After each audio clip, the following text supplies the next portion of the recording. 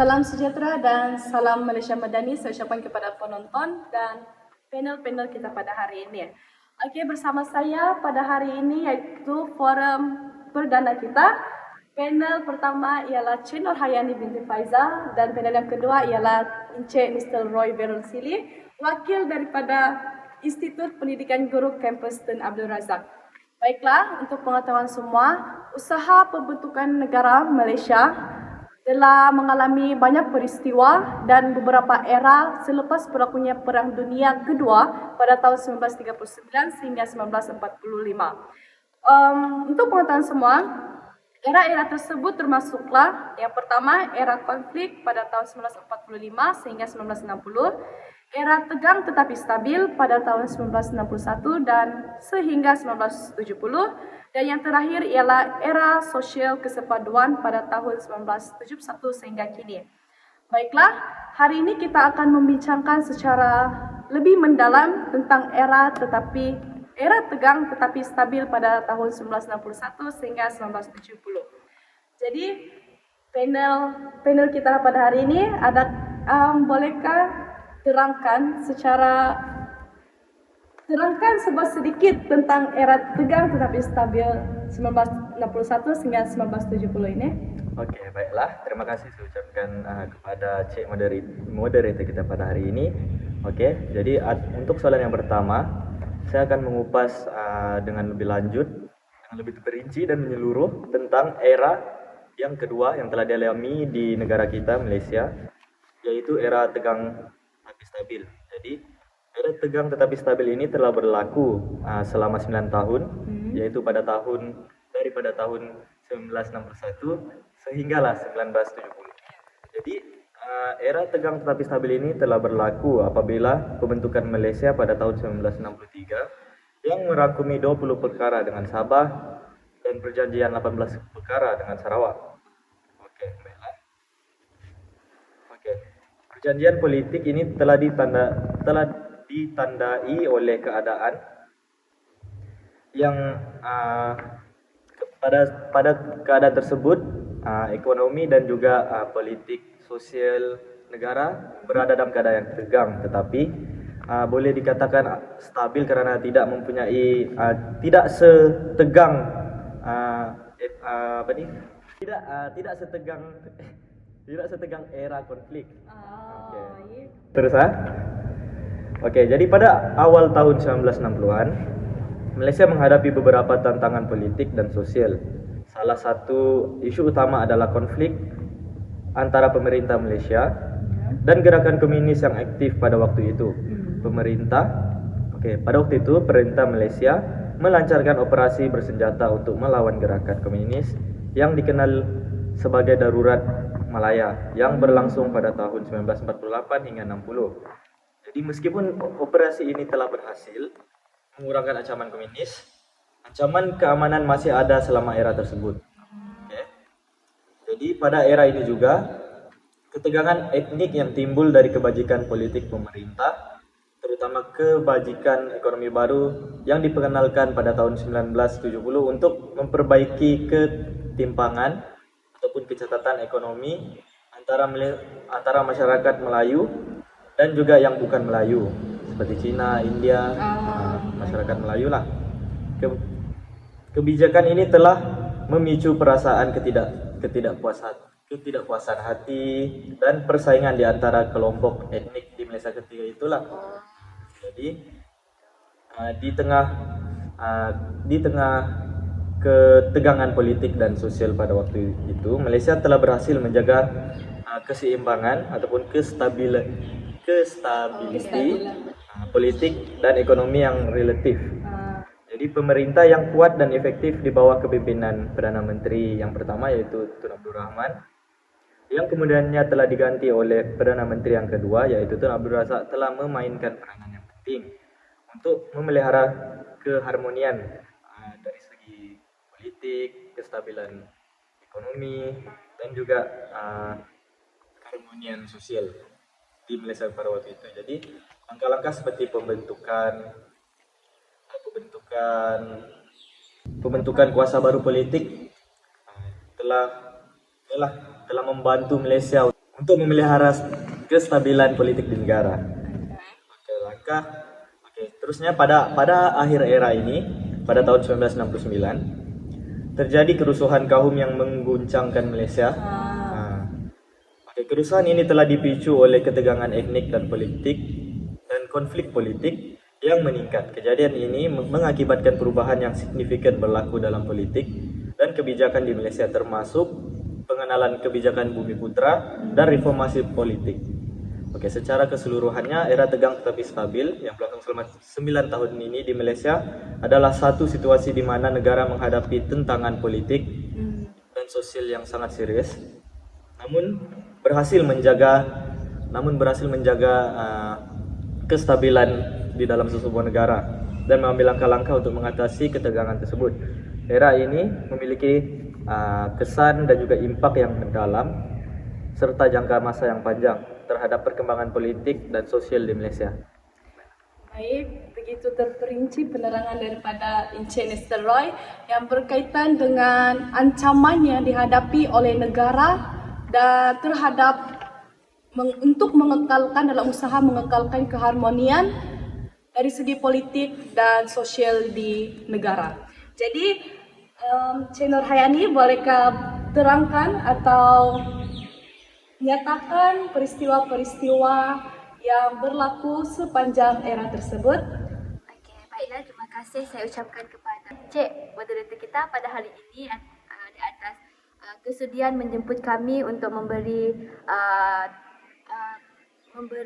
sedikit pengetahuan berkenaan dengan era tegang tetapi stabil yang berlaku pada tahun 1961 sehingga 1970.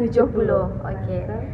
Baiklah, berdasarkan soalan yang diberikan oleh Cik Moderator, iaitu peristiwa-peristiwa yang di-highlightkan sepanjang tahun yang berlaku sepanjang era 1961 hingga 1970 ini.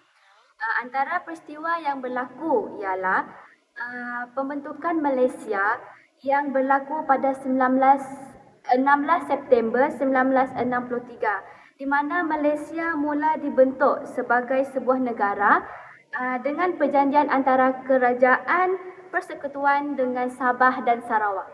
Selain daripada itu, peristiwa yang berlaku juga merupakan iaitu konfrontasi antara Malaysia dan juga Indonesia. Ia berlaku pada mulanya Indonesia menyokong gagasan Malaysia, namun pendirian Indonesia berubah kerana terdapat beberapa faktor yang berlaku. Antara faktor tersebut iaitu terpengaruh dengan dakwah ataupun propaganda oleh Parti Komunis Indonesia. Selain daripada itu juga, berlakunya rusuhan etnik Melayu dengan Cina yang berlaku di Singapura. Rusuhan ini berlaku pada 21 Julai sehingga 3 September 1964. Setelah peristiwa tersebut berlaku, diikuti dengan peristiwa yang berlaku pada 9 Ogos 1965, iaitu Singapura dan Malaysia. Singapura berpisah daripada Malaysia. Setelah daripada peristiwa tersebut, pada 13 Mei 1969, berlaku rusuhan Cina dan Melayu yang berlaku di Kuala Lumpur, yang mengakibatkan banyak kehilangan nyawa dan harta benda yang berkait rapat dengan pilihan raya umum yang berlaku pada 1969. Itu sahaja peristiwa-peristiwa yang perlu diingat oleh generasi, oleh penonton berkenaan dengan era Stabil tetapi tegang. Baiklah, terima kasih pada Cik Nur Hayani. Okey, berdasarkan peristiwa-peristiwa yang telah dinyatakan, ada satu peristiwa yang tidak dinyatakan, iaitu rusuhan etnik Melayu dan Cina yang berlaku di Singapura pada tahun 1964, betul? Ya, saya Ya, okey. dia ini tidak dinyatakan karena pada ketika itu ia berlaku di Singapura dan tidak berapa diketemukan karena pada kini Malaysia dan Singapura telah berpisah. Jadi bolehkah Encik Mr. Roy untuk menceritakan sedikit tentang peristiwa tersebut? Oh, okay. Semestinya boleh. Jadi baiklah, untuk rusuhan kaum di Singapura pada tahun 1964, rusuhan ini telah berlaku di Singapura pada ketika Singapura masih lagi satu negara dengan Malaysia. Pada ketika itu, rusuhan tersebut berlaku semasa perayaan Maulidur Rasul diadakan, karena sememangnya Malaysia menyambut Maulidur Rasul pada setiap tahun secara besar-besaran. Di Singapura pada ketika itu 212 pertubuhan Islam yang menyertai perhimpunan tersebut, sehingga pada pukul 1 petang pada 21 Julai 1964 seramai 25.000 umat Islam berkumpul di Padang. Pada pukul 2 petang pula, yang di-Pertuan Negara selaku ketua kerajaan negeri memberi ucapan rasmi. Umat Islam digesa supaya mematuhi ajaran Islam dan bersabar, tabah, dan rajin berusaha. Seterusnya, orang ramai sepatutnya berarak dari Padang ke St. Andrew Road, Beach Road, Arab Street, Victoria Street, Kallang Road, dan akhirnya ke lorong 12 Geylang.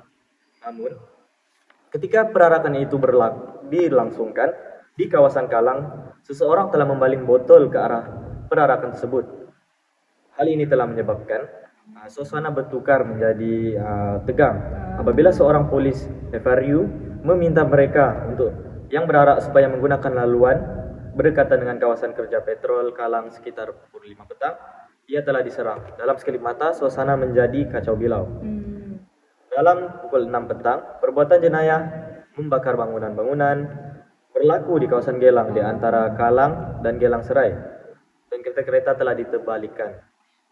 Pada jam 6.30 petang pula, pertelingkahan berlaku di Chinatown dan Tanjung Pagar. 15 menit kemudian, beberapa pertentangan lagi dilaporkan berlaku di Arab Street dan persimpangan North Bridge Road. Seramai 50 orang cedera dan kebanyakannya dengan kecederaan di kepala dirawat di Hospital Besar Singapura pada 8 malam itu. Keadaan kacau bilau berlaku dengan begitu dahsyat sehingga menyebabkan panggung wayang mengumumkan pembatalan film sesi 9.30 malam. Secara keseluruhannya, 23 orang telah terbunuh dan 460 orang lagi tercedera sepanjang rusuhan kaum di Singapura pada tahun 1964. Jadi di sini punca bagi berlakunya rusuhan kaum pada 1964 adalah disebabkan ketegangan politik yang kuat berlaku di antara agama dan juga kaum Cina dan juga Melayu. Jadi kesan-kesan besar yang telah berlaku akibat rusuhan kaum tersebut adalah perintah berkurung di seluruh Singapura dilaksanakan dari 21 Julai 1964 hinggalah 2 Ogos 1964 selepas rusuhan pada bulan Julai tersebut. Seterusnya, rusuhan kaum ini juga telah menjadi salah satu faktor dan juga kesan yang telah menyebabkan pemisahan Singapura dari Malaysia. Dan ini juga telah membantu Malaysia untuk Singapura untuk mendapat kemerdekaan sendiri. Itu saja. Baik, itulah peristiwa rusuhan kaum yang berlaku di Singapura pada tahun 1964 yang peristiwa sangat bersejarah dan memberikan banyak pengajaran kepada kita sebagai rakyat Malaysia pada saat ini. Oke, jadi berdasarkan beberapa peristiwa yang dinyatakan oleh Cik Nur Hayani, terdapat peristiwa yang dinyatakan yaitu 13 Mei 1969, Ya, betul? betul.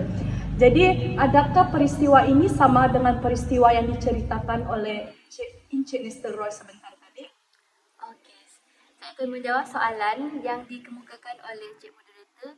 Kita tidak dapat cakap ia sama ataupun tidak. Cuma saya boleh kaitkan ia melibatkan etnik Cina dan etnik Melayu.